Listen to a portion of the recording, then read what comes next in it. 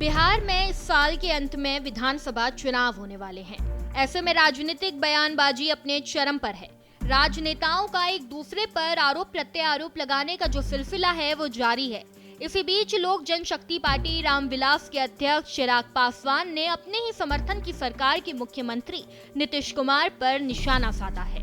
इस वीडियो के जरिए हम आपको बताते हैं कि आखिर चिराग पासवान ने क्या कुछ कहा है। लोक जनशक्ति पार्टी रामविलास के अध्यक्ष और केंद्रीय मंत्री चिराग पासवान ने अपनी सरकार पर निशाना साधा है। उन्होंने कहा कि बिहार में हो रही एक के बाद एक आपराधिक घटनाओं की श्रृंखला सी बन गई है। सरकार अपराधियों के सामने घुटने टेके दिख रही है। उन्होंने कहा कि सबसे बड़ी बात यह है कि ऐसी घटनाएं कम होने का नाम नहीं ले रही। बिहार में हत्या, लूट, अपहरण और बलात्कार की घटनाएं लगातार हो रही है। चिराग यही नहीं रुके।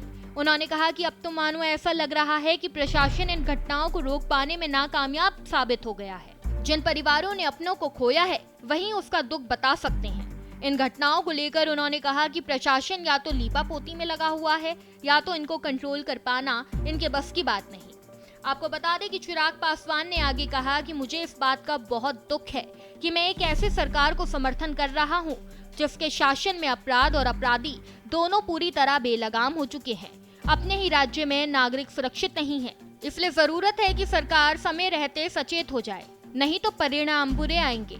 कुछ दिन पहले बिहार में लूट और हत्या की कई घटनाएं सामने आ चुकी है, जिसमें पटना के एक प्रसिद्ध व्यापारी गोपाल खेमका की बदमाशों ने गोली मारकर हत्या कर दी थी।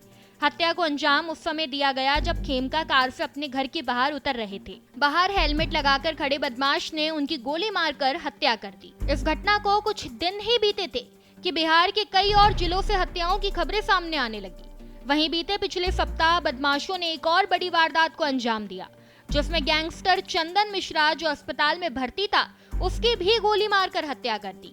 इस हत्याकांड का एक सीसीटीवी फुटेज भी सामने आया था, जिसमें देखा गया कि लगभग 5 की संख्या में पहुंचे बदमाशों ने अस्पताल में घुसकर इस हत्याकांड को अंजाम दिया और इसके बाद जश्न मनाते हुए फरार हो गए। वहीं इसके अलावा राज्य में लूट और बलात्कार की कई और घटनाएं सामने आ चुकी। अब आगे देखना है दिलचस्प होगा कि आगामी विधानसभा चुनाव में चिराग पासवान वर्तमान मुख्यमंत्री नीतीश कुमार को लेकर क्या कदम उठाते हैं।